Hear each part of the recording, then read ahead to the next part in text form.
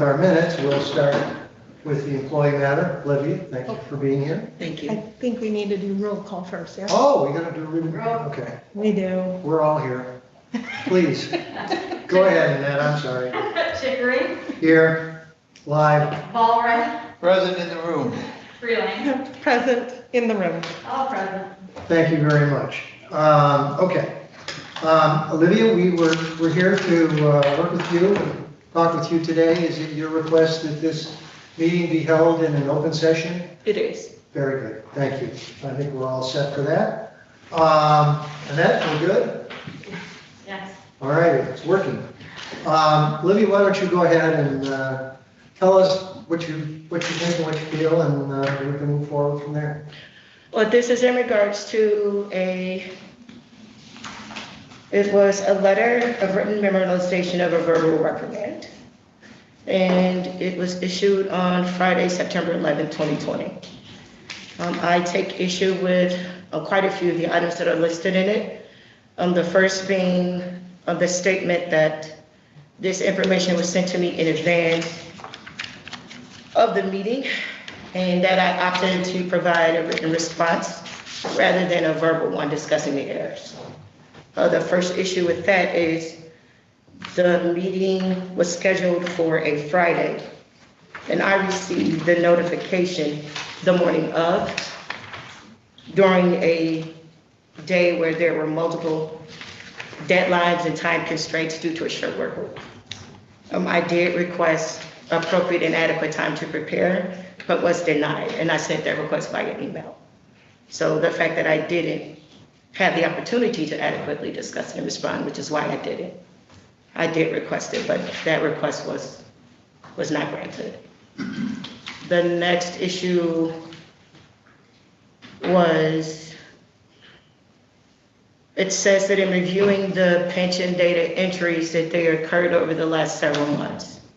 That statement is not true, based on the fact that the errors that were listed and itemized occurred within about a 4-day period. And those were due to inundated back work accumulated over a paid leave. And there were some really punitive time constraints in there. It was a 4-day work week. It was 6/29 to 7/2. There were also other multiple pending duties that had to be completed, which took priority somewhat because of the penalties that could have been assessed if they were not processed appropriately. So at that point, I was attempting to catch up and process a lot of the back work as well as meet the time-sensitive duties. And one of the things that was of great concern to me was the tax reconciliations and liabilities would have had to be paid, because we had some hiccups with that, and we knew that the penalties could total in excess of $38,000 if that was not processed in a timely manner. So due to the fact that that had the greatest pending penalty, that is what I used to prioritize the workload that I had. So that is what I took issue with as far as that was concerned. The leave was extended and inundated due to being exposed to COVID and having my father pass of COVID. So this was not a vacation. I wasn't out somewhere enjoying the beach. I was dealing with the death of my father, who had subsequently contracted COVID and then later died from it. So that is why I had an extended leave from work. After that, there was a statement here that said that there was a correction of a misspelling that had to be processed. That initial request that was sent had an incorrect last name on it to begin with. So I was just doing the best with the time allotted to find the correct information. The notices are given to me. I don't enter any of the information. The specific departments would enter that information. And when I received the notice, the name on the notice was incorrect. So at that point, I was just trying to get the correct information into the system to adequately have it reflect when that person was paid.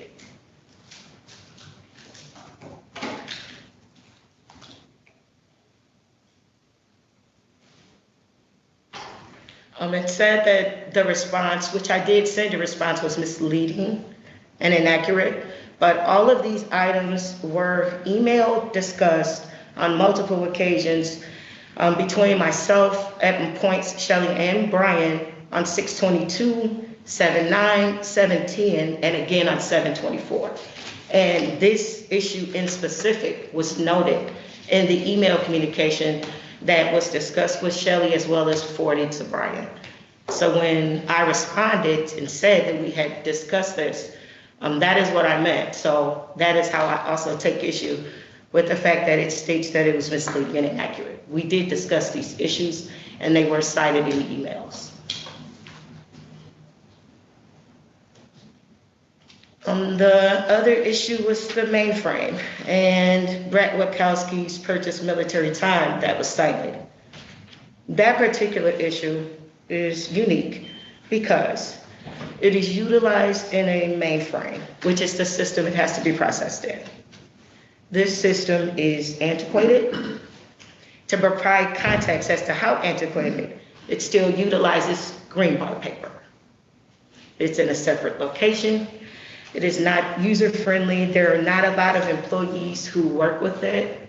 There are no manuals, there are no work instructions, there are no guides.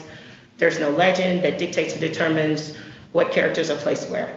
There have been multiple issues that I have discussed and we were able to correct, but it's just a trial and error. There's no way for you to know when the errors will or will not occur. And a lot of times there's no rhyme or reason as to why they occur. And the training and instruction that I have completed as far as that system is concerned is basically in the form of what I would like to call cheat sheets. And it's just a very informal doc where Shelley and I will sit down and I basically just write down a how-to. I do and don't. It's not formal.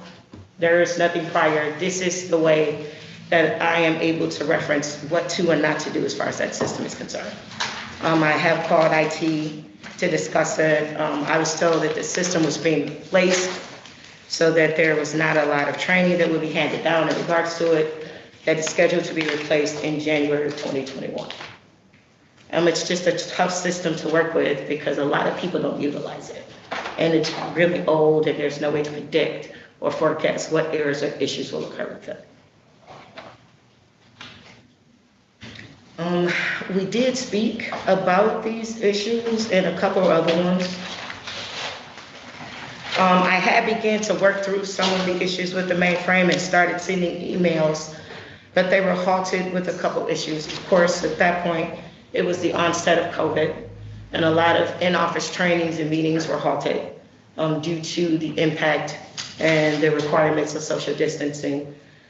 And the other issue was just the fact that at that point, Brett was transitioning out and we were attempting to process the federal 941 tax return so that we wouldn't impede processing that by the deadline and we would have his signature saying that the position wouldn't be filled right away. So those things kind of took precedence over rectifying this, but it was on the list to get to.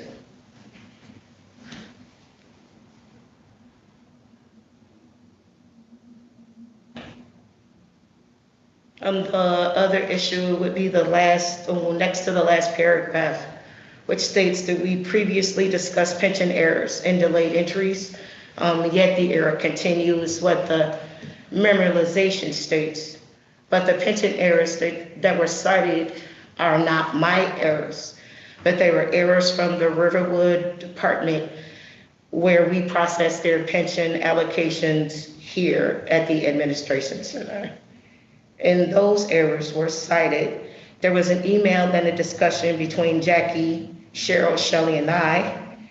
And at that point, they advised that a lot of the errors were due to one of their employees retiring and the onset of COVID because they were working remotely and were having issues getting those to us in a timely manner. There was an email sent to them.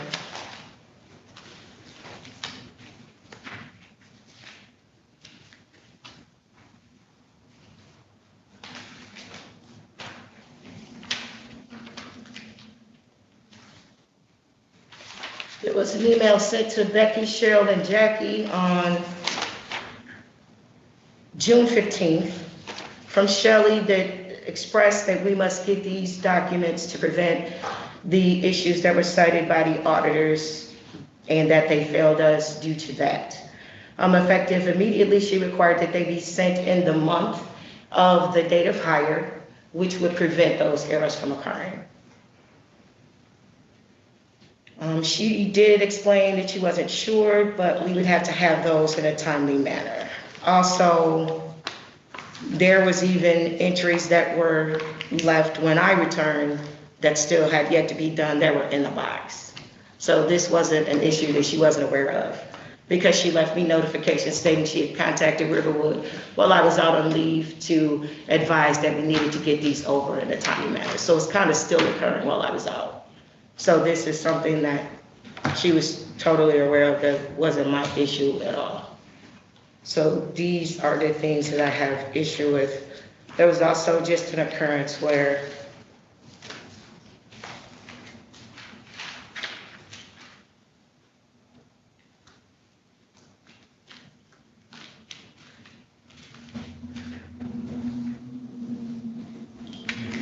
the documentation was said and we did enter it, which caused the notes to have to be changed, which is what the auditors was citing us for.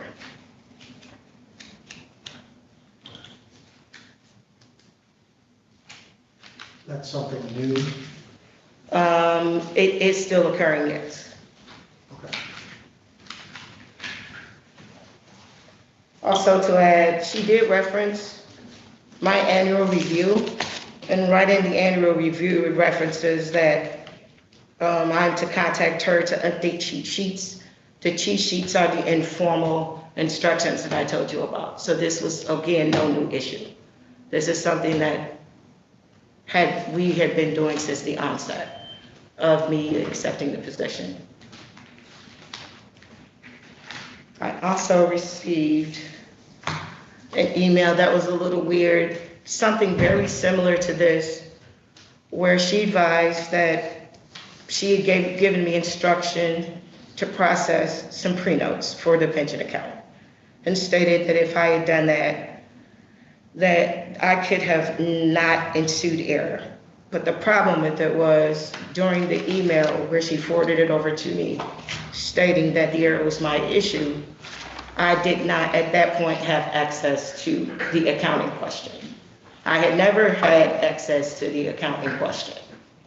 I did reply and state that. But she said that we had a conversation and discussion that stated that, but that's not true because I could have stated at that point that I didn't have access to the account, and the reason being, I was the person who was responsible for setting up Berrien County's accounts in a previous role as a treasury manager for Chemical Bank. So I knew the setup, I knew the account structure, I knew how it was processed, and I could have easily noted that during the conversation. Also, even after this was escalated and researched, it still had to be escalated all the way to the county administrator, who's been aloof at that time, before I could even be given access, which was an entire month later. So even with that, I still didn't get access after it was requested. What's the date of that original This email? initial email was sent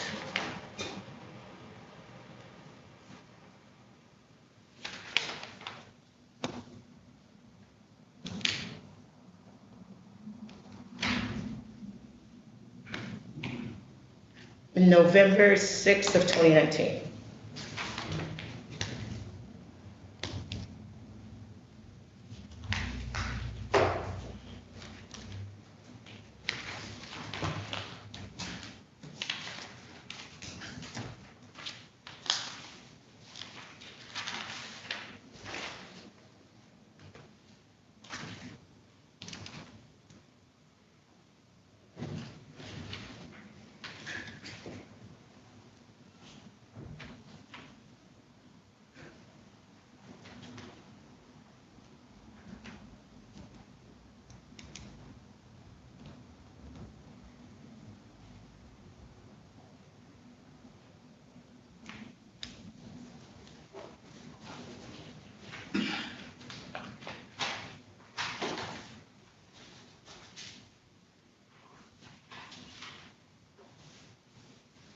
And that concludes, that's each of the issues with the items that were listed in the verbal reprimand. Great. Great, thank you. You know, Question, Dave, Karen? I don't have any. Olivia, I'll ask, so in the last statement that you referenced to having access to an account, do you have access to that account now? I gained access a month after she initiated the request to Bill Wolf, yes. Okay, so that would have been sometime in 2020? Do you know what the date The was? end of this, it was December 2019. Okay. So you do have access to that account now? Yeah, I do. Okay.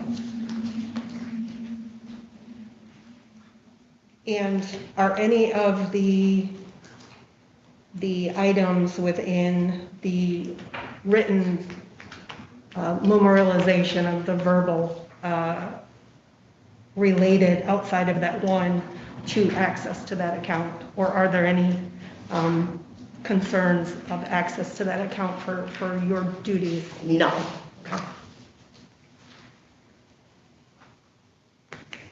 And I did have a question, and I'm sorry, I don't know if you have quick reference to it. There were a couple of dates that you referred to in talking, it must be through informal communications. You referenced 6/22 of 2020, 7/2 of 2020, speaking to Shelley and the administrator. I have 7/9 of 2020, and there was one other date on there. Was it 24. 7/24? Okay. And those were more in communications of what had been transpiring with Riverwood, and just transitioning in the position of just getting an understanding of what needed to be completed in that time frame? There were emails and as well as informal communications. Okay, There were both. okay. And the document that you refer to. And I'm sorry, there was even a meeting. So one of these dates is a meeting day Okay, because we did have meetings to discuss that as well.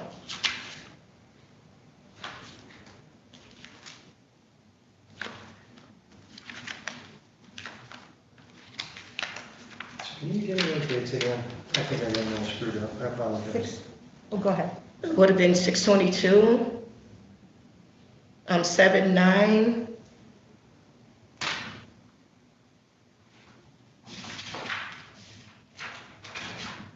and 7/24/20. Okay. I had an extra date in there. 7/10 possibly. 6/22, 7/9, 7/10, and 7/24. 7/10.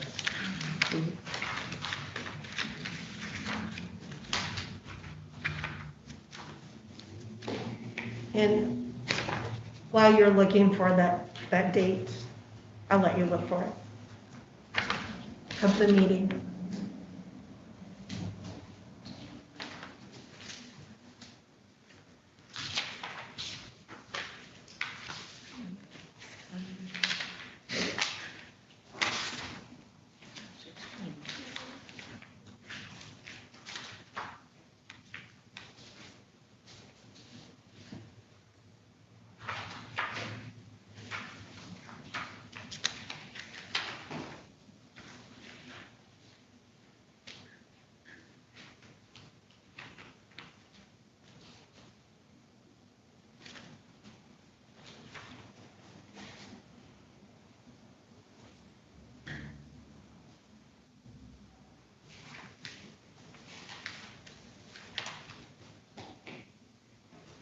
So the communication on 6/22 was sent by Shelley to me.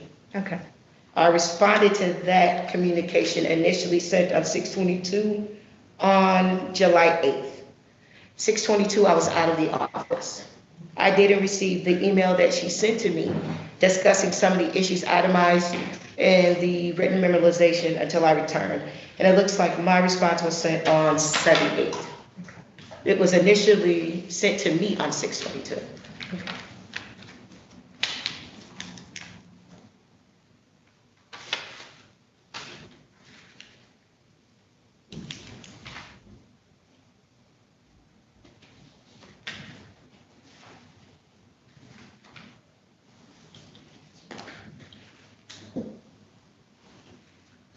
There was a meeting with Brian and I on 7/10. Okay.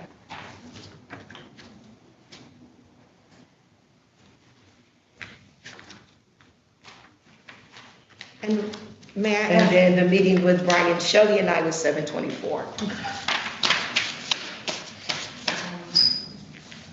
may I ask, the meeting on 7/10, because that would have been close to the time that our new administrator came on, was it talking about just your position and sort of introductions? It was. Okay. It was just. So it wasn't necessarily the nature of any concerns per se, it was just him sort of saying, here I am, and kind of getting to know you? No, I requested the meeting, Okay, and we did discuss the concerns. okay. And then my other question that I had for you, Olivia, you referenced in your statements the tax reconciliation forms and how you were prioritizing that. Yes.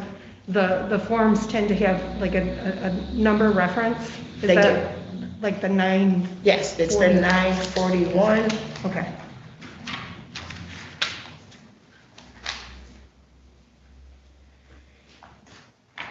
I just wanted to make sure in my head I was thinking of the same form. That is correct. It is the Okay. 941 federal tax reconciliation. Okay, I also like to advise that I did try to be proactive. I did send a text message when I was out, actually a day before we buried my dad, just to advise of the deadlines. And that way, if I could be of any assistance, I would have been happy to help. But I did send a text on June 2nd.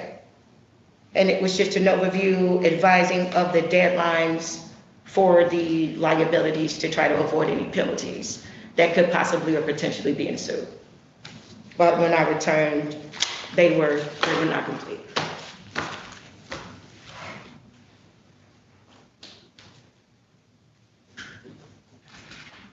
I've had no questions.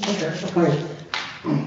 Could you just briefly explain this meeting on 7/10 with Brian where you discussed your concerns? Sure.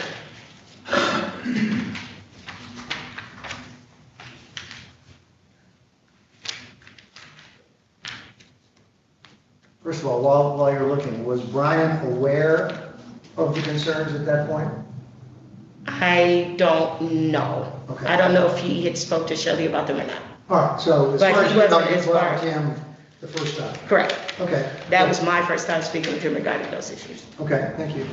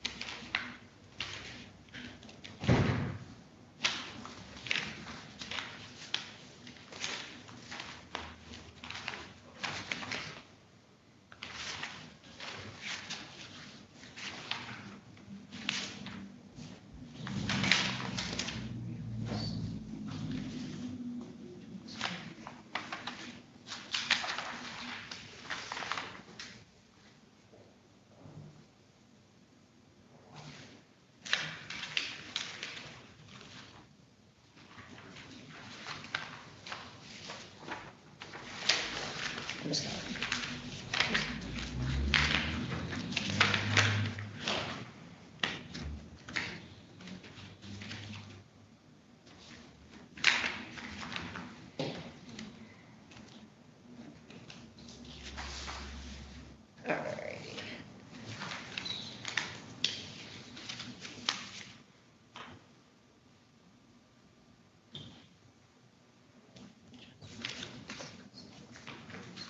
So at that time, we discussed the antiquated systems and the issues, some issues regarding that. We discussed the backlog process that was also stated here. We discussed some issues that occurred and regarding inclement weather in days when I was unable to access the system. possible ways to remedy the backlog work, the COVID response policy,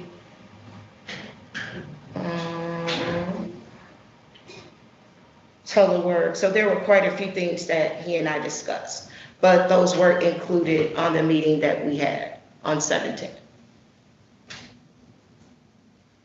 Okay, so the topics that you discussed with Brian at that point in time really are not things that showed up in the letter.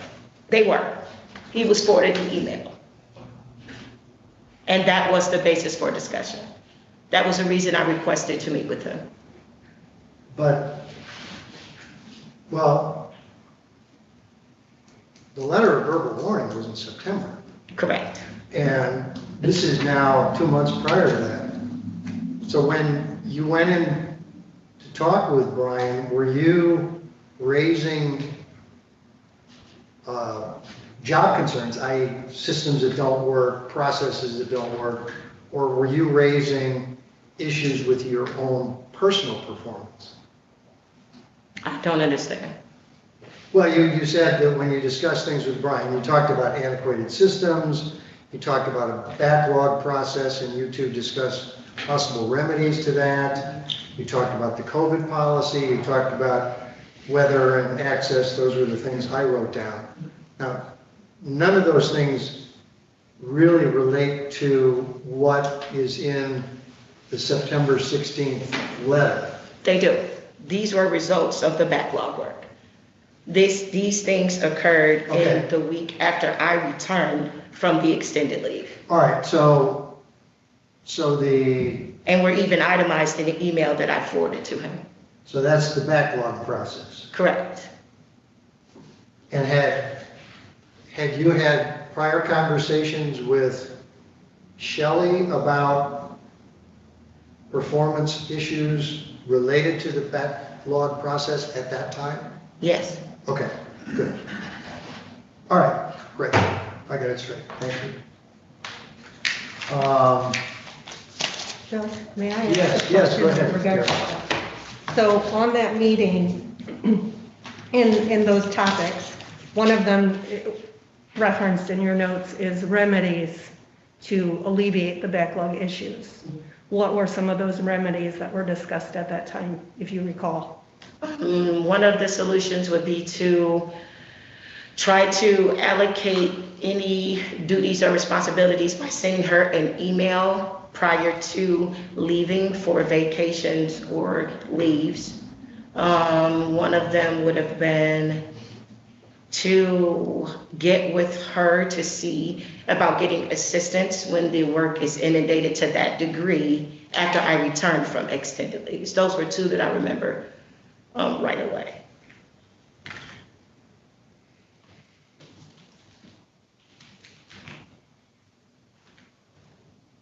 And so with that conversation in July and returning prior to the verbal reprimand in September, were some of these remedies being implemented by you to take care of backlog issues at that time? Well, before I left, yes, I sent her a list of to-dos per her request, and I copied her and Brian on it before I left for my mother's birthday vacation weekend, which would have been 8/26, I believe.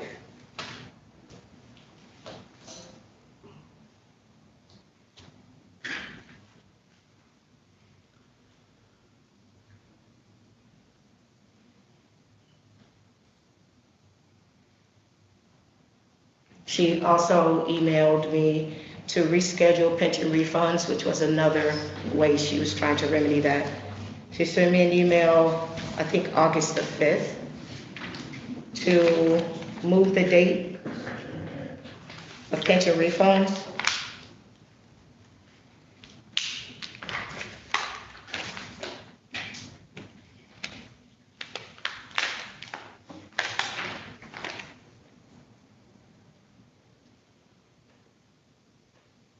Yes, 8/5.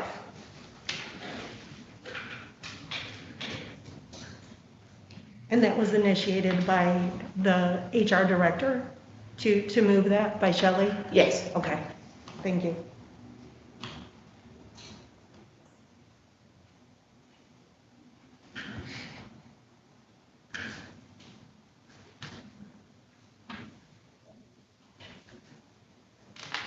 Yep. Broadly, Olivia, as I recall from some of the emails I've seen, you've previously professed a good working relationship with Shelley. Mhm. How do you feel that relationship is now? I never thought that there was any issues. I always felt like we could talk about whatever it was because we'd done that historically, Okay. which is why I was kind of alarmed to receive the memorialization, because any other time we were able to talk them out and everyone was aware of the issues. So Okay. I wasn't aware of an issue. And since the letter of September 16th, is there a continuation of these kind of issues and problems? Errors and timely delays and things like that? In your mind?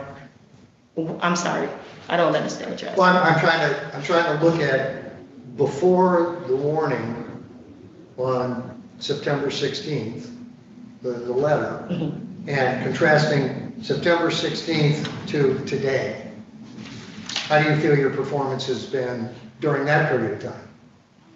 My performance in terms of, I didn't feel like this was a reflection of my performance. Okay, but in your mind, there have been no new problems, to your knowledge?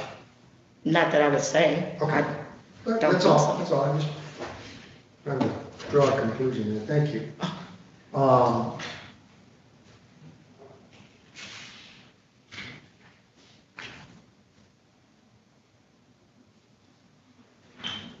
right, you guys don't have any other questions? I know. Oh, do you, Dave? No. Okay, great. I'm sorry. I said- Process-wise, Olivia, now we're going to turn it over and let Shelley say her piece, and then after she's explained her side on this story, you'll have a chance to come back and talk to us a little bit about what you think she said, and she will do the same. Okay. Okay? Where would you like me to be at? Can I stay here or do I have to be on screen? I guess because I don't think I'm on screen here. You're not. Why don't you come on screen? Okay. These are the items we're going to be discussing, so that's a copy for you. Is this all right, or would you prefer over here? No, you're right. No. All right. First, I'd like to say that Olivia mentioned access to a pension bank account. That has absolutely no bearing on her written memorialization of her verbal reprimand whatsoever. That was not an action item in that at all. And as soon as she made me aware of that issue, we did work with the county administrator to have the access there. If you look on your binder, under tab 1, I've simply done an organizational chart for the departments of human resources. I've included my job description, which states that a typical duty is to supervise departmental personnel, hire, discipline, and evaluate staff. And then the copy of the payroll coordinator job description, which clearly says that it reports to the director of human resources. Under tab 2, there were some problems that we encountered with processing year-end 2018. So in February 2019, I requested the former payroll coordinator, Betty Bauer, to provide an overview of the trainings that she had provided to Olivia during the 3-month overlap that they had, and also during the period after Betty's retirement when she returned to further assist Olivia. I'm certainly not going to read through everything. It's there for your reading. The last page of tab 2 is a very simple summary of trainings that Olivia received from Betty, hours of training, different seminars that she's attended. At any point in time, if you have questions, please feel free to stop. I'm sorry, where was the list of trainings that I received from Betty Bauer? You referenced that? Yes, it's under tab 2. Okay. And it's her email. Yeah, and Olivia, just to keep the process clean, if you let Shelley talk. and then Oh, I'm you can sorry. respond. That's okay. I just didn't. You were trying to find it, I know, so. I do have a question though. Sure. Just for timeline's sake. Betty retired when? Betty retired February 28th, 2018. Olivia was hired November 27th, 2017.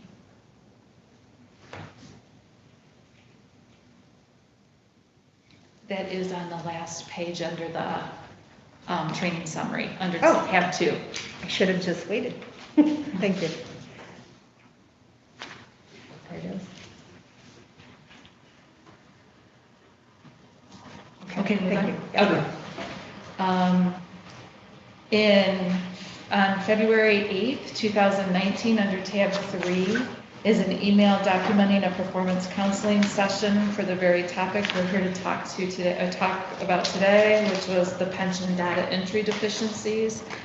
Through the year-end process and working with our information systems department, it was determined that 43 new hires had not been entered into the system, and IS could not complete year-end updates. So this was my email to Olivia confirming our discussion about, how are we going to make sure this doesn't happen again.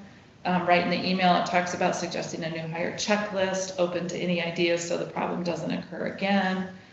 We did talk about the problem with untimely entry of new hires, and the ones that were entered, some had too much credited service, some had not enough credited service. So we had talked through all the pensioners before in February of 19.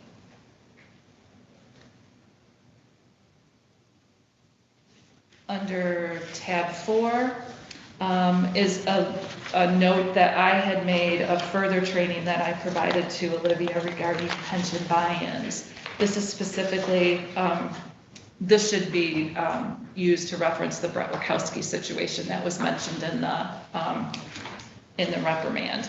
So we had an individual named, Mr. Plain, who had bought his military time in, and I actually completed the buy-in because Olivia had not yet completed it. It was the memo was dated 12/31/18, and this is again February of 19. So I actually completed it so that she could sit and take notes.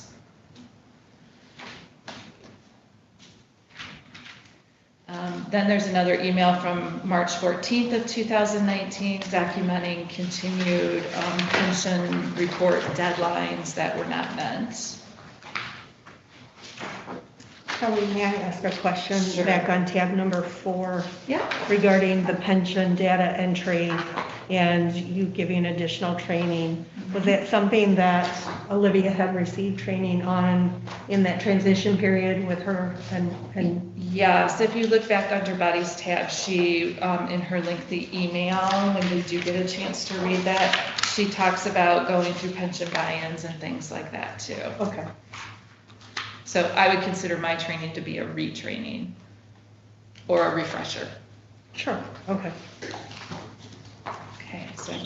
Back on number 5, I think. Okay. So number 5, again, was just the email from March of 19 documenting deficiencies in meeting deadlines with reports. Under tab 6 is an email that I received from an individual in our IS department, again, with missing new hires that had not been completed for calendar year 19. So I entered those new hires in 19 so that IS could continue to process their payroll or their year-end files.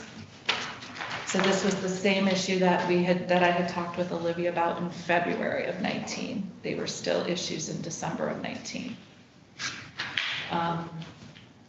Under tab 7 is Olivia's evaluation. I did, under the 4th paragraph, I specifically said I would like you to concentrate on meeting deadlines and timeliness, among other things. Under tab 8, you'll see, Shelley? oh, yes, sir. Please stop there. Mhm. This, is this the way you appraise your people? Do we have a form, or it's to my purpose? The county form is extremely old. A long time ago, we had attempted to develop a county form, met a lot of resistance between different departments who had their own versions of forms that seemed to work best for them.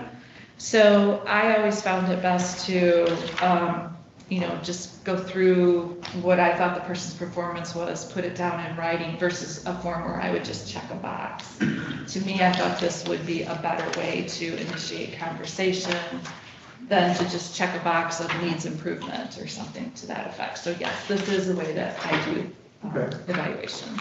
And you approved Olivia for a next step increase. I did.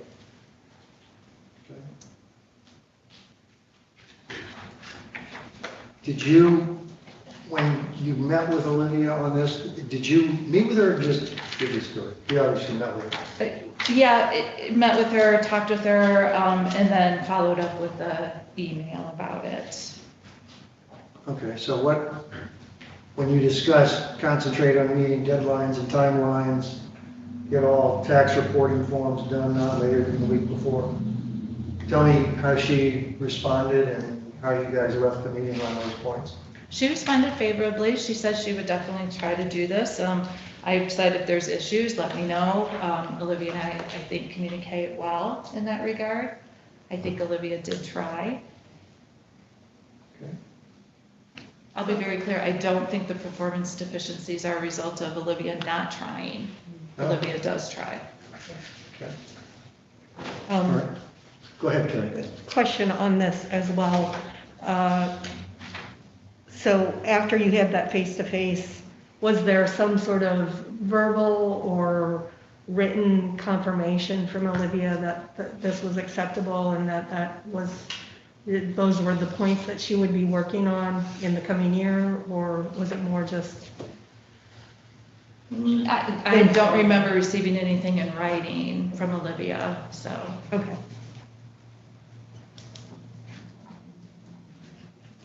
Do you have mid-year, quarterly reviews with your people?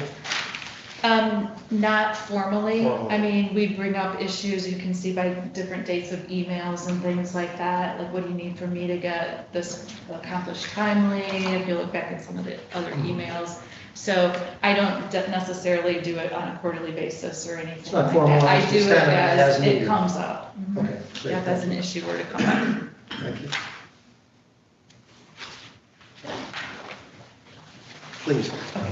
Under tab 8 is a lot of the emails that Olivia had referenced. My email to her on June 22nd, 2020, pointing out some errors, more errors than normal, so I thought I needed to point that out. Her response on July 8th that she mentioned to you is included in there. And then also my response to her on July 9th. And I did not receive a further response from her on that issue. So the July 9th one closes that.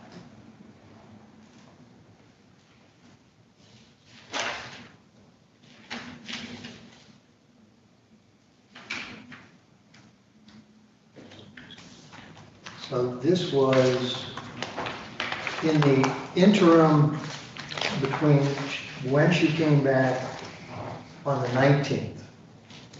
And then she went out again on the 22nd. So, yep, if you look at tab 14, I simply provided the dates of Olivia's absence because she mentioned them, and that gets confusing as to when the dates are. So there is a summary of the dates that Olivia was absent under tab 14. So Olivia returned to work June 15th through the 19th. And then called in sick the week of, or the day of June 22nd. So then in her absence, I was processing payroll because that was a payroll processing week. So that's how I became aware of these errors. And then that's when I sent the message to her. Okay, so I don't know, date, the 19th, she actually came back. She came back for an entire week, June 15th through the 19th. The 15th would have been a Monday, the 19th would have been Friday. Okay, great, And then June 22nd would have been the corresponding following Monday. Monday. And she was off and then. Yes, she was off that next Okay, week. great, thank you. Okay. So there's that email chain. Under tab 9 is the county policy for disciplining employees. And you'll see my reference that county policy 2140 and 2150 are only included because they're referenced in the 2130 disciplining employees. Under tab 10, you've heard Olivia say frequently about the lack of notice for the meeting. It was sent after 5 o'clock. Olivia had gone for the day. It was very busy. And I did send it, so she would have received it right at 8:30 when she arrived. The issues are quite simple. I even put the dates of hire for people in there, corresponding memo dates. And we set the meeting at 4 o'clock that day so as not to interrupt with the 3 o'clock date to have payroll open.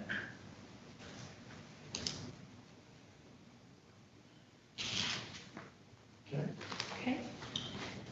The actual oral reprimand is under tab 11. Under tab 12, I included the policies that we're here for today, the complaint and appeal policy and the other.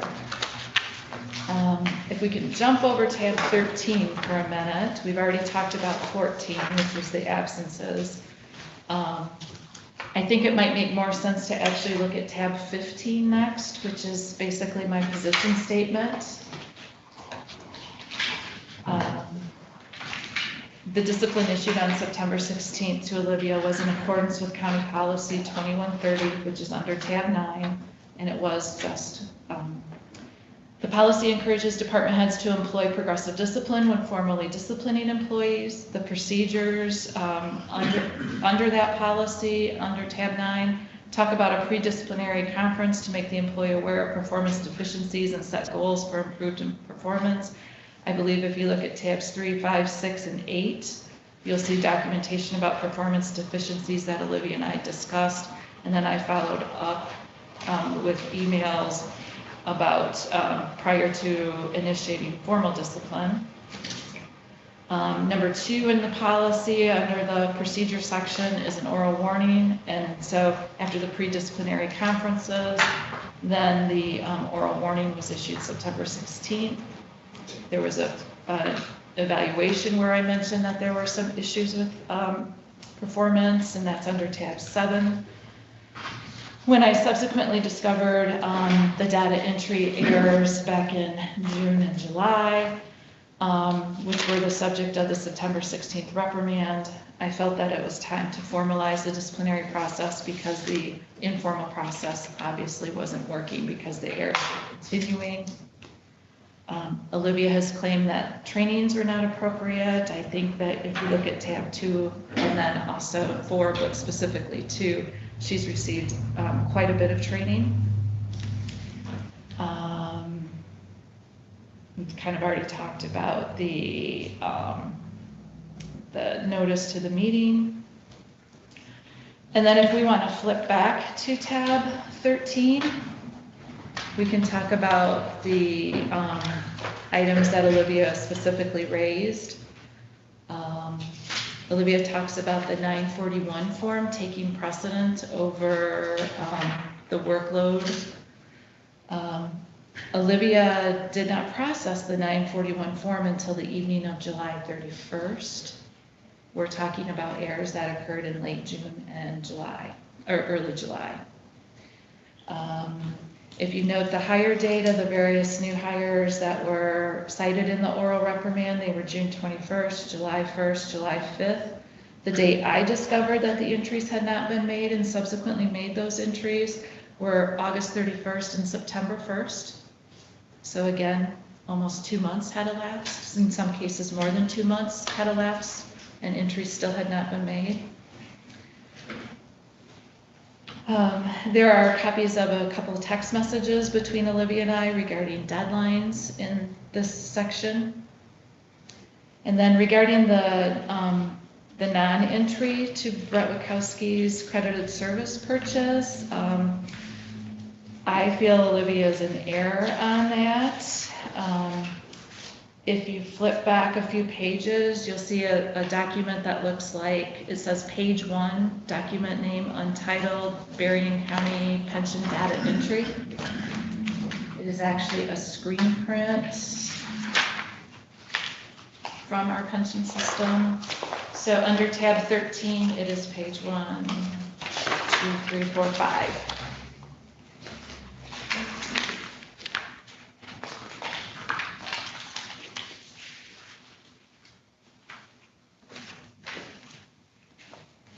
Yep, that's it, Bill. Okay. You can see that on the very bottom, I highlighted the date that this was printed was 10/21/2020. The time was 10:53, almost 10:54 a.m. Brett Witkowski was still showing as status A, which is active, which means that Olivia's rationale of, well, Brett was vested, I had never done a vested credited service purchase buy-in, it would have been a different code, is not true. And then the next page after that screen print is talking about the integrity of pension data, and the page after that is actually a page from the audit report where the Riverwood deficiencies, which were not Olivia's fault, they were the fault of Riverwood not getting things to us timely, were part of the issues, but that was not the only issue. There were issues of new hires such as that we had mentioned back in February and then again in December of 19. So we were actually cited in the audit for pension deficiencies, which I can say is the first time in my 31 years that that had occurred.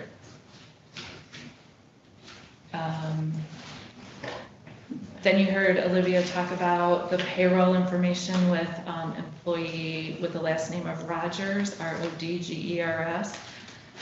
Olivia said that she relied solely on the payroll notice, which did have the person's maiden name. She was married very shortly before she actually became employed. But if you look at the documents following, Social Security numbers, which are redacted on your copies, obviously, would have been on all of these forms where the employee's name is clearly written, spelled correctly. So had Olivia matched Social Security numbers, she would have known about the correct spelling for the name. So I believe it was just a simple error on Olivia's part in spelling the name. Julie, help me on that for a minute. The name change due to marriage concerns me a little bit here. She was already an existing employee. No, when she was hired by the department, so when the department offered the job to her, she had not yet gotten married. She was so she Holly had a different, Lucas. yes, she had a different last name. And then by the time she started employment with us, so after she completed our pre-screenings and things like that, then in that interim, she had married and became the different last name. So Okay. the payroll notice was incorrect when it came over with that name. Who filled out this? The prosecutor's office would have filled that out. Office. Okay. But when Ms. Rogers was processed, which means when her on her first day, when she comes over to fill out all of her employment paperwork, the I-9, things like that, all of these forms would have been completed, and they clearly had the correct last name with the correct spelling on all of those forms. And which piece of paper was Olivia working off of? Olivia would have been working off what's called the Berrien County payroll notice, but Olivia also receives the other documentation that's attached. Oh, all of this other stuff at the same time before she does any entry? We had not yet received the payroll notice, so I believe Olivia on the 15th, when Ms. Rogers started, received all the documentation, and then the payroll notice is dated the 17th. Okay, When so. it came over. All right. But had Olivia simply checked social security numbers, she would have been able to match the person. By that, okay. Social Security is that efficient that you can get married and the next day your name changes? No, no, no. What I mean is, all that data that the employee filled out when they Right. started had her new last name on it, Correct. right? And so, and it also had their social security number, which of course your social security number does not change. True. So Olivia was saying that, when we met last time, that she relied on another employee in the office to tell her the last name, and she did not ask for the spelling, so that's why the spelling error occurred. But it just, No, I'm really confused. The Berrien County payroll notice was prepared by the prosecutor's office. yes. They had that information because they didn't have her married name. I think it was an oversight. My bet is this was prepared prior to her starting, I'm just guessing at that. And my bet is the clerical person who created the payroll notice may not have been aware. Okay, but then before this, any of this stuff gets to Olivia in her process, the employee fills out personnel action form, withholding exemption certificate, W-4, payroll deposit, I mean, all these forms where they have to write stuff in. Yes. And she wrote all of them RODGERS. That's correct. Okay, so when the new hire information comes to Olivia, for Olivia to enter the information, what's the dispositive piece of paper that Olivia uses or should be using? Use all of that, because there's Okay. always the different screens to go to. So the Berrien County Payroll Action, Personnel Action Entry Form gives a lot of the information, such as the employee's address, things like that. Actually, if you look, the employee fills out the top portion, so the address, and then Olivia's handwriting is actually on the bottom portion. So Olivia completes the bottom portion of that form, and that aids in data entry also. Oh, that,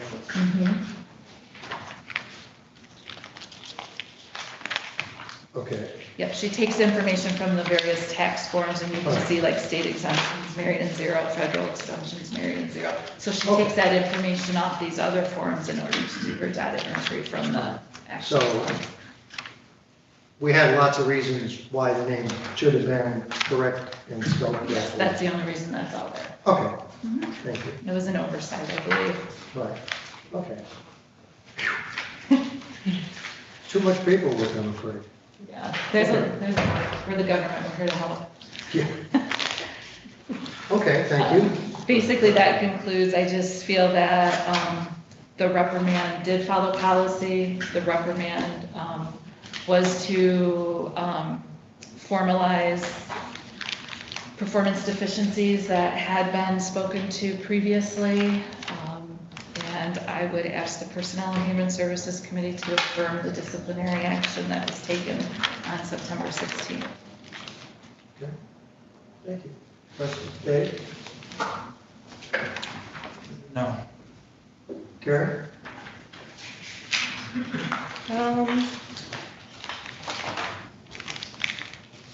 There's a lot of information here.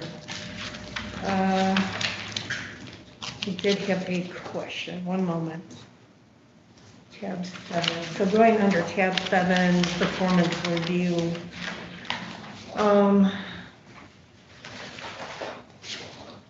The reference in the third paragraph about the American Payroll Association, e-learning topics, things like that.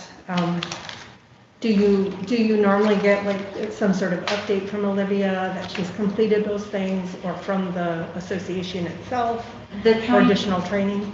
Sorry, no, go Yeah, ahead. I'm sorry. The county pays for Olivia to have a membership in the American Payroll Association. And then they have mailings or emailings now about different seminar topics, webinar topics. Olivia, if you look back in the training documentation, had attended a month-long training for basically new payroll people. It was a web-based training that she did right at her desk. And that was in August of 18, I believe.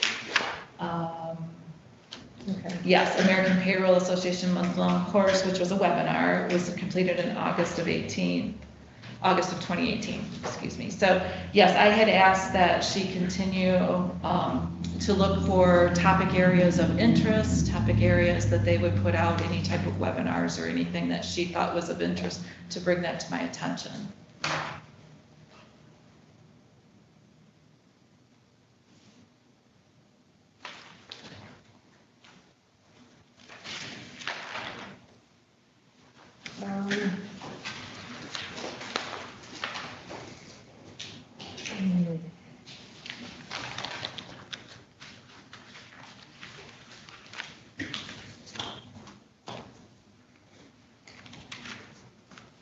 All right, it was a lot of information between both of you.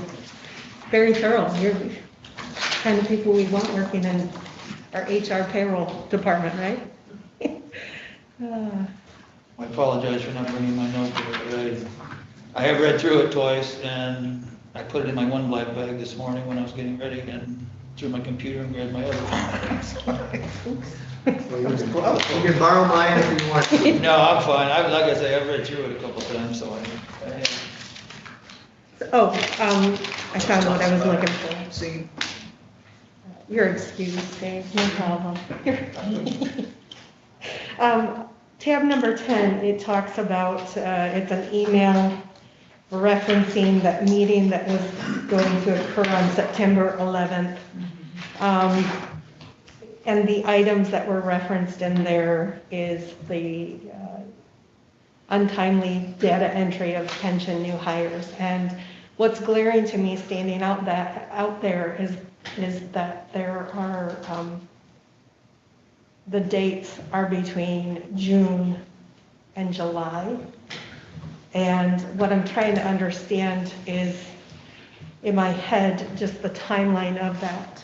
So Olivia was out from end of May, If you look back under 13, 14, 14, 14. she was out, she left it on May 21st. She was out through May 31st. The week of June 1st through the 5th, she was on bereavement leave. Okay. The week of June 8th through the 12th, she was afforded extra bereavement leave. She returned to work June 15th through the 19th, and then was off the week of June 22nd, returning June 29th. And then there's additional time in my notes here in August that there was leave. I'm sorry that there was. In August, that there was leave? No, for- vacation. Vacation. Vacation, no, so that's not, I didn't list any vacation time on No, here. no, yeah. I'm just trying to get in my head the timeline of some of these matters as I'm looking at them. And then in these communications, Shelley, with regards to all of that, was there ever any discussion of a verbal moving to the next steps, or in that process? Can you just explain to me a little bit about that? Sure. The way I supervise people, I try not to be an authoritarian type manager. As long as the work gets done, is done timely and done correctly, that's what is important to me. So I started gently with reminders. Hey, this isn't done. Hey, this isn't done. Hey, this isn't done. What do you need for me to get this done? So that's what you see in those messages early on. Mm-hmm. Did I specifically say, if you don't do this, you're going to be disciplined? I doubt it. Mm-hmm. I think that could be naturally inferred, that if you don't correct your errors that are being pointed out to you, that, you know, there's going to be consequences. Sure. Okay. That answers what I need there. I want to follow up, Shelley, just on the point that Terry started to talk about. In September, we find 3 people who have not been entered, including one very important person, and a couple other situations, Brett being one of them, but those had been, this is 2 months later. Right. And they still had not been corrected. Okay, and is that, and I guess I'll say this for Olivia, was that an oversight? Was that something that got lost in the maelstrom of everything that was going on? Because you learned of these and you yourself had to make the corrections, right? That is To correct. make the entries. The entry. Okay. And when you met with Olivia on September 11th, what did she explain about those particular work projects not being done? Do you want me to answer that, or do you? Yes, no, I'd like to hear what she said to you. What she said is, she had other priorities that took precedence over the entry of pension. Okay. And this is now 2 months later. At any point in that process, had she come to you and said, hey, I'll pick just one of the guys, this Dissett guy, I haven't got his stuff in yet, is that okay? Or can I get some help on that? Or did you have discussions during this 2-month period that this work had not yet been completed? No, Olivia did not bring it to my attention. I found it through my own searching. Okay. Okay. So when you met and she said there were other priorities, did you ask her why she didn't come to you? I mean, that's the way you guys had worked it out before. Or... Yeah, I don't remember the exact conversation. Okay, that's all right. I don't want to say that I did or that I didn't. Okay. I mean, we met with her. It was a very quick meeting. She handed us a document, basically saying that she had other priorities, and it was pretty much over at that point. Okay.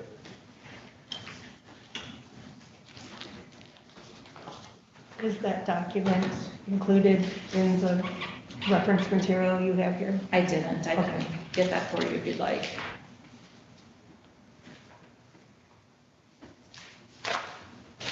How has Olivia's work been since mid-September?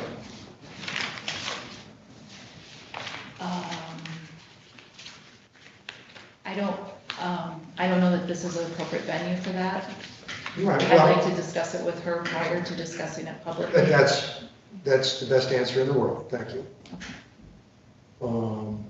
The process continues. Process continues. Okay. Okay. She's still a valued employee of Green County. Always. Thank you. Anything else? I have no other questions. All right. Olivia, you've been shuffling paper furiously, so I'm sure you've got some things to tell us. I do. Thank you, Kelly.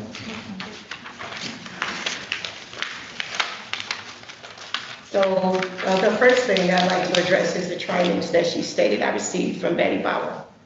While it is true, we did go over a 3-month training with Betty Bauer. There were a number of issues that I brought to Ms. Shelley's attention from the onset of that training, through that training, and at the summation of that training. One was the fact that there were no spreadsheets, there were no formulas. 80% of the training was a result of paper handwritten documents.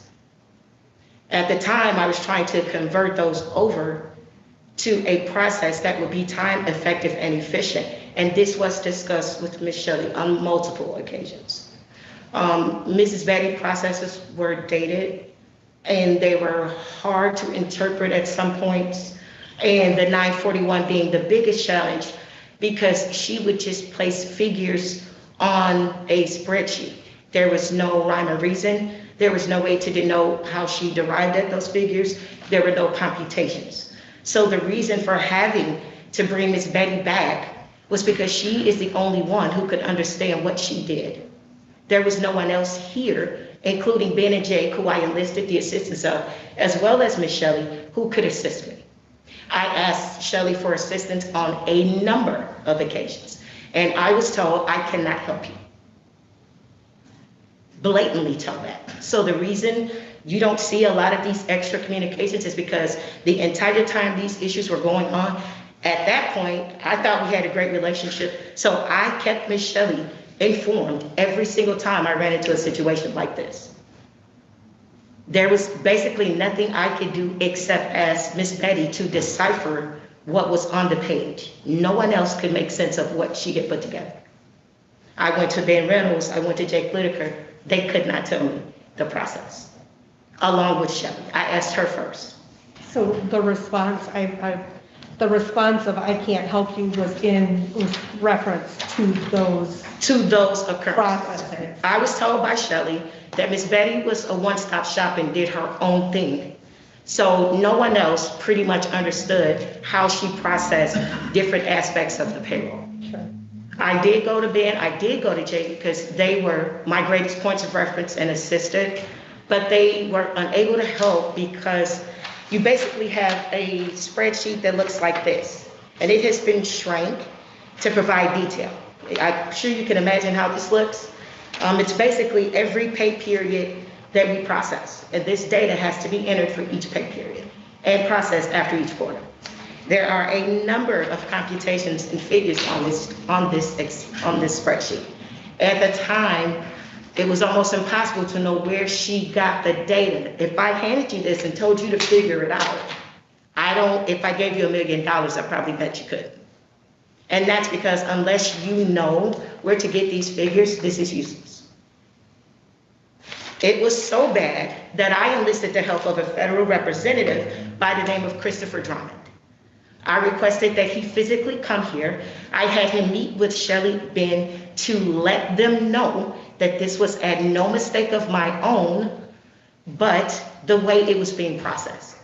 We did rectify it. I don't know if there have been issues because I haven't been notified of any. So far, so good. When did you ask for that? Christopher Drummond was here in January of this year, and I don't know if I have the email that references. That's okay. But I did enlist the assistance of a federal representative. That is how bad it was. This backlog situation, the reason why Ms. Shelley didn't continue it is because Ms. Shelley was aware that we had almost a week and a half of inclement weather. Unfortunately, I work directly in the Munis system. If I can't use Munis, I can't work. At that point, this is the busiest time of the year. Year end is super busy, it always is. Those days of inclement weather, those days where Munis was shut down due to system upgrades rendered me useless. So a lot of the back work was a result of, I don't know if you guys remember the polar vortex and Berrien County being shut down, but I was unable to work. There were no other options offered to me, so that means backup work for me. All of this was on Ms. Shelley's radar because I continually communicated my concerns throughout that entire process. I also, after everything resumed, I have a calendar of where I will come in at 7:30 in the morning and I wouldn't leave till 9:30 at night to try to catch it up. I did this on a regular basis.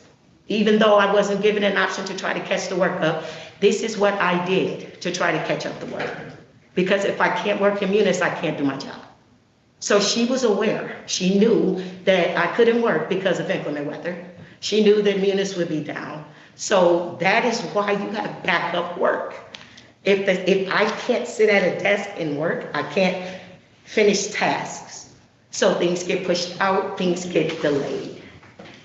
So what's not provided, yes, she had to help and do certain things, but the context that she's not providing is there was almost a week of inclement weather. during the busiest time period of the year for me, which is year end. That's in reference to 2019 for the. The full end report. of, and I have emails, but I want to say that was the end of 2018 going into 2019. The end of 2019 was the issue with 941. And that is why Christopher Drummond came here in January. These are the notices that I showed you earlier. They were sending us notices for roughly $38,000, $37,000, telling us we needed to rectify it immediately. No one could assist, so I did what I needed to do to get resolution, which was request he come see me. I called numerous 800 numbers. I stayed on the phone hours talking to representatives, asking them what was occurring. He basically, after I escalated it to Christopher Drummond, he told me that they're just bodies put on the other end to answer the phone, that they don't really know the detailed process. And I had spent hours on the phone at that point. This is not where you pick up the phone and you get somebody in 2 minutes. This is hours of faxing them documentation, being on the phone, etc. So she cites these, but what she doesn't include is that, yes, there was backup work because I couldn't work, not because I sat somewhere and twiddled my thumbs and didn't get my job done. Also, she states that I could have checked an SSN for Holly Rogers. I don't check SSNs. That's not a part of my job description. The reason I knew there was a conflict in last name was because I did see a different last name. Wait a minute, you say you don't check things? I don't check the social security numbers. That's all You done just by go with Betsy. whatever you got in front of you. Whatever I think it have in might be front of me, wrong, what like I you've already entered it, use. so. I don't have the, especially, that was a short work week. So I don't have the time to go back over. I don't even have keys to access a file to look at a social security card. So it's gonna be kind of impossible for me to check a social security number when that's not part of what I do. I work primarily from the payroll notice that I'm given. The I-9, I don't even touch. She gives me a copy of the tax docs, and the most I do with those is scan them. 90% of the information is taken right off the payroll notice. And in that case, I didn't even have the actual payroll notice. I had a faxed or scanned copy of it, which is why I asked the question, because I was in a hurry. I took the top copy of that notice and I just set it to the side so the other documentation was not included with it. And I left a sticky on it saying confirm the last name. Because I didn't want to waste the time to wait until I got an answer. I put that in what I call a parking lot. Meaning this has an issue, sit it here, and when someone responds, you resolve it at that time. So I didn't have all the documentation combined. I just had the payroll notice because that's what I work from. So when Betsy told me Rogers, I didn't have the other information to refer to the spelling. So I wrote Rogers based on my incorrect spelling, not because I didn't have the other documentation, but this is a short work week and I'm trying to move. So I'm not, and nor do I, or nor have I ever checked social security numbers. That's not something that I do. The trainings that were requested were not Ms. Shelley's ideas, those were my ideas because no one could answer questions. I had gone and asked Ms. Shelley questions about garnishments because they're processed different from municipality to municipality. I asked questions about tax garnishments and levies just to be certain because you have to do those very specifically. When I asked and referenced them, she was unable to answer and there was no one here who could answer the question. So at that point, I took it upon myself to ask her if she wouldn't mind. She said initially that they didn't even pay for training. And I stressed to her that I need this training to ensure I'm doing this correctly. That was not a suggestion of Shelley, that was my personal suggestion because every time I asked for assistance, no one could answer my questions. And that was a result of a Michigan levy that I received. So if you're wondering why there were delays, if I go to process something and I'm asking for assistance and I can't be helped, then I have to do what's necessary to research it. When the errors that she has here, she stated that I didn't process the 941 until the end of July. Well, before you can process the 941, this monstrosity of a spreadsheet has to be completed. You cannot process the 941 without doing this. So even though it wasn't processed until July 1st, of course, processing payroll and everything else, there'd have been no way possible that I could have done that if I didn't start as soon as I got back. It's a lot of data on here and all your figures have to be correct. There are multiple reports you have to run. This is done over time. When it gets down to the crunch of things, if I have to, then I work over, skip a lunch, do something to make sure it gets out. And that's kind of what happened. Along that time, I also, the Michigan tax return, you can see here, was processed on 6/22. The FICA taxes were processed on 7/1/2020. I'm sure you probably have saw this. Pension refunds, they were not done. So I was doing pension refunds for the month I was gone, and so all the work was doubled. I did ask Ms. Shelley if I could work over, if there were other things that I could do, and she said overtime was not permitted, that we would have to figure it out, that we would meet. So I did ask her of ways to catch up the work, because it is impossible to do double the work and be allotted the same amount of time.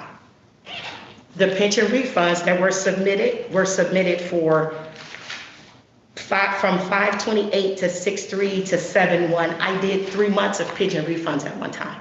So I'm doing twice the work. It's gonna be kind of hard to do it all error-free within the same given amount of time, as well as do the current duties. Ms. Betty was asked to come back. She could not come back due to weather. Ms. Shelley told me that she was no longer going to assist. So at that point, that is when I started to enlist the help of an IRS representative. And I made those multiple phone calls. She stated that I never went and talked to her about ways to catch it up. Again, that is not true. Shelley, Brian, and I discussed even working overtime to try to catch up. So I knew there was work that needed to be done, and I even asked if I could do overtime to catch the work up. So that is a false statement when she states that there was backup work that she didn't know anything about. Well, why would I ask you if I could work overtime to catch it up if you don't know about it? So what, help me, just this overtime thing, you're an exempt employee, right? I am. So in terms of getting your work done, I mean, why would the word overtime even come into that? Because I thought it was, I personally, and I'm not sure on this is just what I thought, which is why I brought it to them. I thought it was illegal to work overtime for a paid leave. I didn't know that you could be asked to catch up work from paid or bereavement leave. That's why I asked that. Okay. Because I thought it was an illegal labor practice. Okay, and you understand now that that's not the case? At the time, I did, and I even, the email that I sent to Brian, I even asked him if he could clarify that, if Berrien County had a policy. Right. That was a part of the communication because I didn't know. And I expressed that to him and her. I was unaware. But you had taken time off previously, not for emergencies like this, but, and you came back after a week, well, I think your mother's, you took a week for your mother's birthday or something? Correct. When you came back, was there just a pile of work waiting for you, or had somebody done it in the interim, or? It was a little bit of both. I did leave a list for her. There was only one item that I wasn't notified, and it was a correction for a Carolyn Moore. And after I returned, it was on my list. She asked me for a list of duties. But when I got back, she said she told me that it wasn't done. It had not been completed, and thus it caused one of my reports to be late. So even though I did give her the list as requested, but I think everything was done on a list except for that, and I was never notified that it was my understanding that the things that were on that list were time sensitive and would be completed. I was never told or made aware that it was not done. Okay, so I just need to use the restroom. what? I need to use the restroom. Is that okay? I've spent. Oh, come on, you're not having enough fun? Let me ask one question, and then we'll take a quick break. I'm still trying to get my head wrapped around the polar vortex and these 43 new hires that were not completed.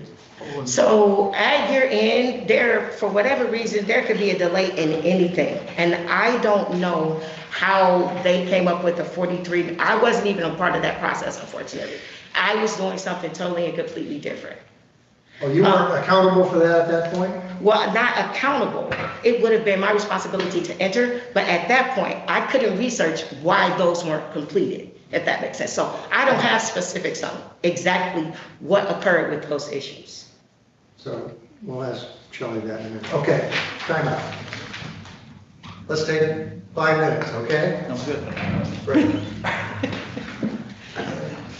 Dave's saying thank you. We get on a roll, we just want to.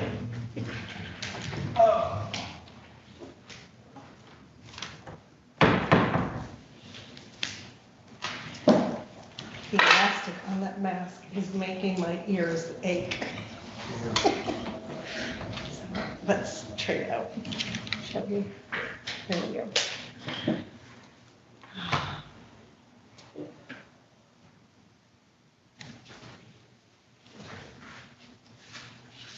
John, you ready for some water now? No, thanks, Bill.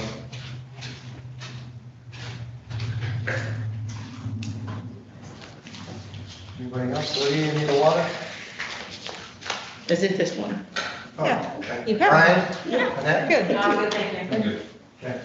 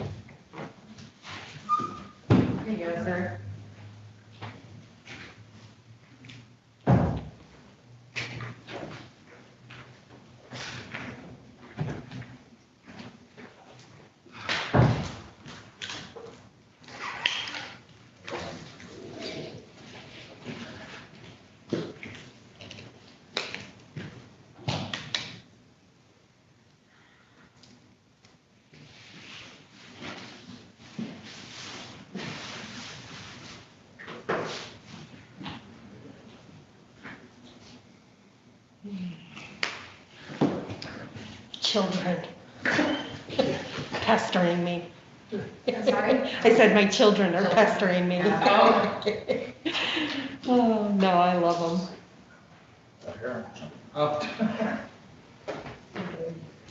So good the last few days. Are they doing e-learning? What's that? Are they doing e-learning? No, they're actually in person. Okay, so they're not in high school ages? They're not, no, Okay. they're elementary and middle school. Oh. So, they wish they were doing e-learning after all of that. They're like, oh. But when we first initially talked about the back to school plan, I asked the girls up front, I was like, what do you want to do? And they were like, we want to go in person. They probably missed all their friends. Yeah. Yeah. And I was like, okay, for a mental health perspective, yeah, go in person. But now they're starting to get more and more leery as more and more of their friends have to isolate. And so it's just a day by day. And they're at Lakeshore? Or Bridgman. Oh, they're at Bridgman, okay. It's Yeah. actually in River Valley School District. Okay. As far out as we are in Baroda, yeah, at the River Valley. Are you school of choice? Yeah, My brother did also, he's River Valley Yep. and did Bridgman. yeah, absolutely. Just when I thought about it from the perspective of putting my child on a school bus For that long. for 3 hours it was gonna be. I was like, the return home trip was almost 3 hours. From River Because they Valley? had just combined it Oh, with the building up there? for all of the schools. You're not So, pointing anything, right? Amazing thing to say. Just didn't want you to trip over that. That would be bad. that would not be good.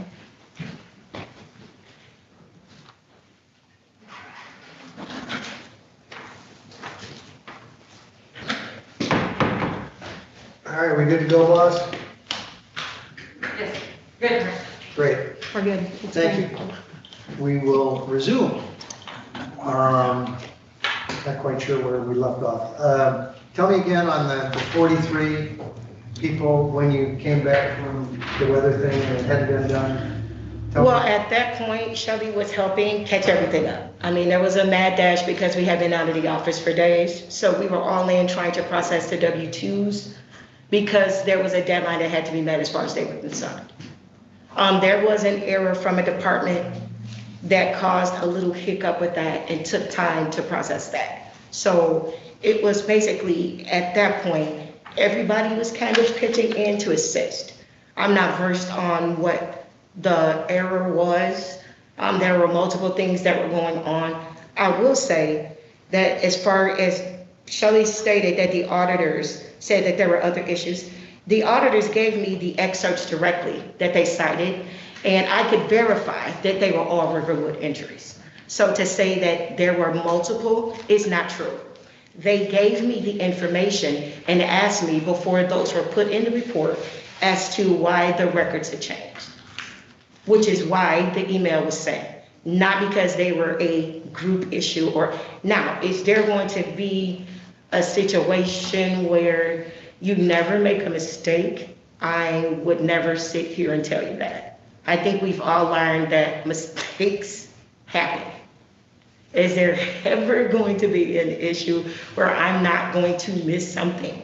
I will not tell you that. What I know is those issues were Riverwoods because they specifically gave me what they cited and asked questions. That is how I know that those were Riverwood issues, not Olivia issues. When they asked me about the records, some of the information I could not provide because they only had a first initial. And because our database doesn't work like Riverwood's, I couldn't give them specifics, which is how I knew some of them were Riverwood issues. And again, this was also discussed with Shelley. She states that these were things that I should have been able to reference right away. That reprimand was sometime in September, and these occurrences happened in June. I don't know how many people have a memory that good, but because I do tons of entries a day, it'll be really hard to speak to what happened in June if you're sending it to me in September. How many entries a day? 1, 2, 3, 4, 5, which is why I wanted the ability to go back so that I could not guess and research the information accurately. She says that there was a 3 o'clock payroll deadline. That's true, but there was also the judges' recertifications, which I'm sure they wanted to make sure I did, as well as pension refunds and liabilities that had to be submitted. And again, that was on a 4-day work week. So you don't have a lot of time on those days to do other things because you have multiple, not one deadline, but multiple deadlines to meet, which is why I simply asked if I could have just been given the consideration of the workload so that I could adequately go in and look at what happened. These were in June and July, and this was September. I do probably hundreds of entries, and they all start to run together after a certain point. So I don't know, sometimes it's hard for me to remember what I ate for breakfast 2 days ago, let alone to be able to recall something that occurred 3 months ago. I'm just too old and my brain doesn't work that good. So all I wanted to do was to be able to adequately speak to it. And unfortunately, I was unable to. The other issue is she stated that I never made her aware and there was never a conversation about escalations. A lot of the reasons there was never a conversation about escalations was because Ms. Shelley knew she couldn't help me and that I had to go out and try to find answers. And I did that in any way I could to get the job done, which is why I was able to make the ground that I did. And that was explicitly stated. She knew there were nuances with the system. She even stated that in if you look at the review that she sent me, it stated it in there, and she and I talked about it in great detail. I will refer to her review where she stated, oh, you were making great strides with the nuances because the system is even tough for her to understand the points, Jake to understand. Everybody knows and quote unquote hates Munis. It's not an unknown fact that it also is not user friendly. It's also not an unknown fact that at times Ms. Shelley doesn't know how to process things in Munis. And we have to refer to Jake or B. So there were multiple discussions surrounding, I'll go to.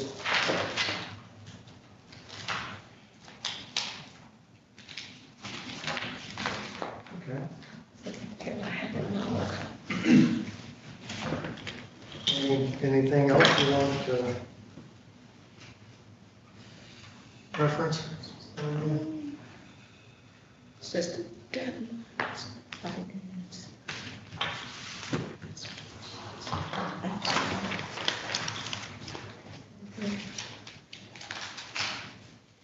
The only other thing that I would like to reference, and I was looking for the email, is there are a lot of errors that are done by outside departments that directly affect what I do and my deadlines. And one of the biggest things that impedes the 941 that has been a thorn in my side and a recurring issue has been errors that are done by departments when they mistakenly pay people. It's really time consumptive and a lot of departments have to touch it. There have been multiple examples of this. Carolyn Moore is one I see probably every year, sometimes more than once a year. Paul Cole from Veteran Services, just to give you an example. These are very time-consumptive corrections that push back deadlines. And a lot of these things are discussed with her during it. I just, at that point, never made it a point to send an email because Shelley and I had the ability to discuss those things quite in depth. So it was never an issue. Now I wish I would have because of this, but at that time, we discussed these things in great detail. So she understood a lot of those things that impacted my timeline, that in some instances had absolutely nothing to do with me. When she was going through these things in great detail, were you thinking she was helping you at all, or? Going through what things in great detail? I'm sorry, I didn't understand. When she was going through these things in great detail, were you thinking because she was trying to help you, or? What things, when you say The going? things we were just talking about, when you Well, would sit she down with her and wasn't. go through. things I in was detail. talking to her. Oh, she was not listening, or? No, I didn't say that. understand what It you're was saying. just, she understood, she just didn't have the ability to assist because she didn't understand some of the processes. Like she was unable to process the 941. So when I would express my frustration with it and the nuances of it, she understood, but she couldn't assist. So while we went through it in great detail, it helped because I could talk to her about it, but I still had to figure it out, if that makes sense. She didn't know how to process it. Okay, thanks.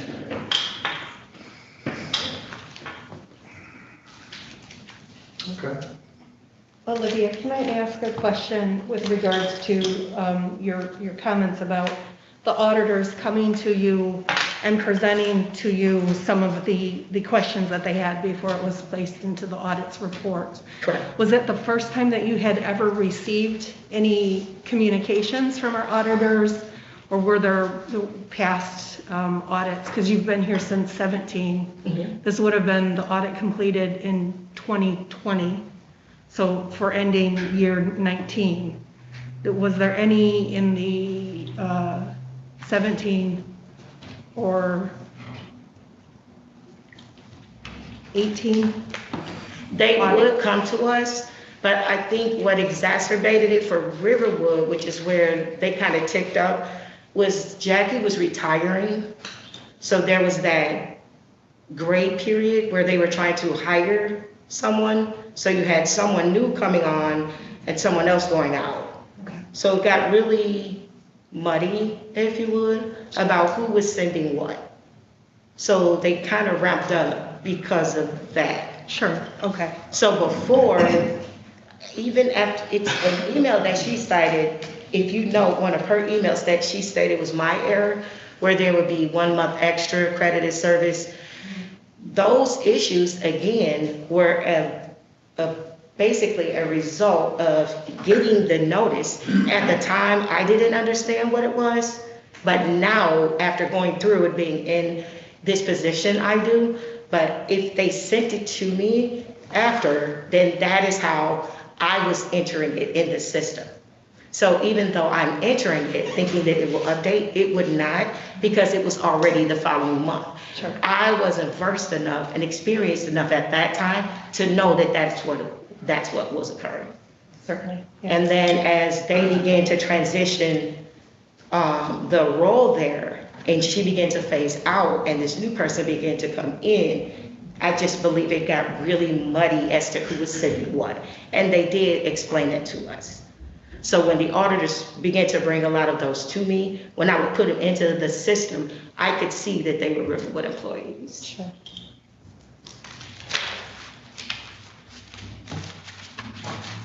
So with regards to those audit comments, that was really the first time that anything had sort of rose to that level to be put into the formal report. Correct. And then with regards to those and other clerical errors from departments that are somehow they're causing some of the delays and things like that.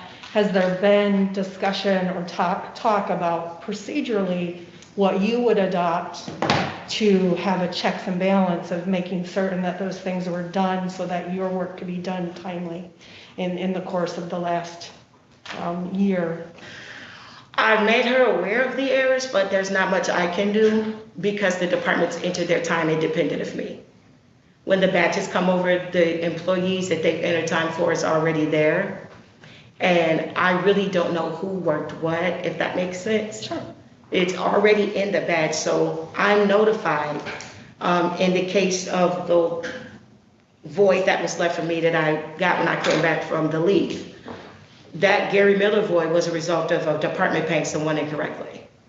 So now that's just another level of work that has to be done that pushes things out, if that makes sense. So there's not really much you can do. Departments are supposed to verify their information, but that's totally independent of me. By the time it gets to me and I process payroll, it's totally out of my control. Okay. Yeah, it's not something that I will personally have the ability to correct at that point. So that is why I talked to Brian also to see, I felt like he'd be a fresh perspective to see if we could try to move some of the processes around to help with some of these things, to try to get those things that caused the delays rectified so that we wouldn't continue to run into the issues. And I have been discussing those with Ms. Shelley, but I thought maybe Brian would have sometimes people come in with new practices, policies. He was younger, excuse me if I could say that. So I thought maybe he would bring a fresh perspective to how we could update some of the older, more archaic processes to expedite. And I did try to sit down with him to see if we could do that, just to prevent these sort of delays. So again, these were not delays that no one was aware of. I was constantly in communication with Shelley the entire time to see what could be done to prevent these delays. Some of it was just sheer seeking out the training. Like I said, initially I was told that Berrien County wouldn't pay for training.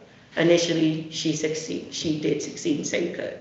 So that is what I did just to arm myself with the information to be able to accurately process it so that it wouldn't fall back on me and I wouldn't be reprimanded for delays that I felt were kind of out of my control, if that makes sense. So I'm just shocked when she says there was no communication. It's constant communication about a lot of the delays. Okay. Okay. Shelley? I'm not going to belabor the issue. I have a very different recollection than Olivia does. Olivia is throwing very many different items together, and it's getting quite confusing to follow the train of thought. I maintain that Olivia was provided more than adequate a training. She received the APA course, which was well over $1,000. We pay for the APA membership every year. There's additional e-learning opportunities there. There's newsletters, there's things like that. Betty came back to help until Betty became, Betty decided she no longer wanted to help anymore. The deficiencies that were cited in the reprimand are responsibilities of Olivia.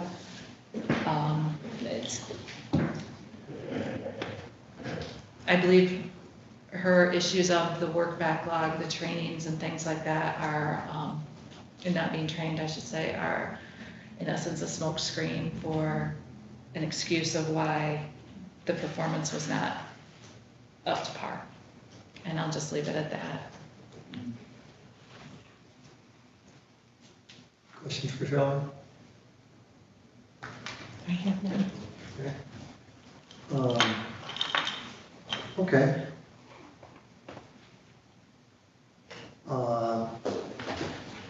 We just had a break, so I think we should now move into a period of our deliberation. This is, the discussion's done. Thank you both. You both have been very, very well prepared. Clearly there's differences of opinion on certain things, and that's always, it's human nature, I think. I think that you guys have anything you want to talk about? Have you got any questions in your mind? Do you have process questions or things like that that would impinge on what we're trying to do?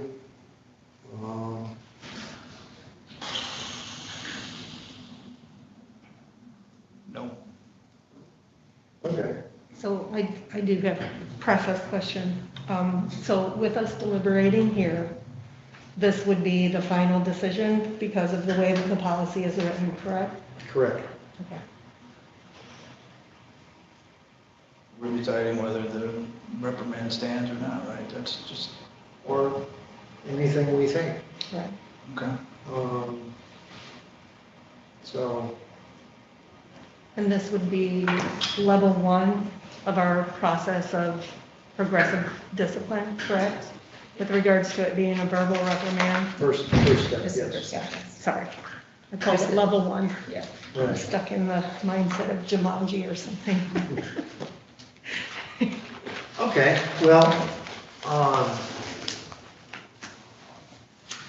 I think that, and I'm going to state my feelings on this, and then I'm going to let you guys convince me or not, or whatever you want. That's what our dialogue is. Throw it out there. You're our leader. Obviously, Olivia is a very intelligent person. She has encountered certain things over the last couple of years that you wouldn't wish on anybody. And I know I have the deepest empathy for you and what you've been through. But on balance, I just have to look at a series of situations that have a myriad of reasons why, but a series of situations where work didn't get done. Or work got done with errors. And training is important. But after 3 years on the job, I would hope that some of these things would not have happened. I think that there's been an effort on your part, Shelley, to correct or support or eliminate these mistakes and errors that, you know, has not been as successful as it might be. And therefore, the appropriate next step is, I think, the one you took. That's not the end. It could be the end, but hopefully it's a beginning. I think maybe the most important thing I've heard all day long was Olivia's comment that this kind of a situation requires constant communication. And I think at one point in time, there was more communication between the two of you and others to alert to problems, to work on problems, jointly resolve problems. And I think that's what the working relationship requires. So while I feel that in spite of all the good reasonings and honest insight that Olivia has given us, I think it was appropriate to issue the verbal warning. But I certainly hope that that's the end of that process and we will get back to a positive process of working together so that the people that work for Berrien County are handled efficiently and accurately, and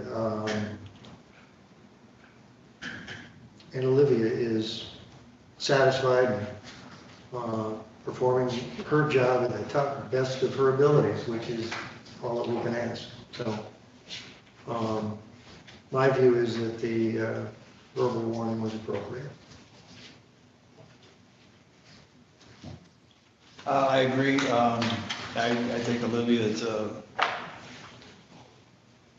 I think Shelley feels that Olivia is a very important part and has tried everything she could to get her to, the mistakes apparently weren't often enough to be horrible, but it was still often enough where it wasn't, it was popping up too often for Shelley's comfort. And I don't think, I can't believe Shelley wouldn't give you all the opportunities of help and everything that she could to make you, everything's got to work smooth. I mean, I was in, for 20 years and worked in an office. I know what data entry is. I've done it for hours and hours and hours. I've stared at spreadsheets till I'm blue in the face and couldn't see. But you still have to be accurate, and if you're not, things pop back up that are, hugely important. And anytime you're talking about the finances of the county, it's hugely important. And I think Shelley wants you here and wants you to be the same important part of the team that you have been, and will give you all the help, and I know Brian will too. But I think it's appropriate this time. I think Shelley was probably frustrated with the way things were, and I know you had some, personal issues which enter into the situation, and she wasn't going to, press those things onto you on top of everything else. And that's just the way I feel. But I hope you're here for a long, long time, and you can work through this thing and be even closer, employees, with Shelley and everybody that works around you up there. Everybody's got to help each other. I worked in a small office. One of us is out, everybody's got to jump in and help. And if you don't know something, you've got to find out real fast, because business goes on every day. And if you fall behind, like you say, there's things that, I felt overwhelmed in my life where, oh my God, how am I ever going to get this? I can't get this done, and now you want me to do this. And somehow you have to work through those things, and I'm sure you will. You're a very intelligent young woman, and I know you'll make this work. That's all. I appreciate both of your time. I often say that Berrien County is successful and great because of the employees that we have.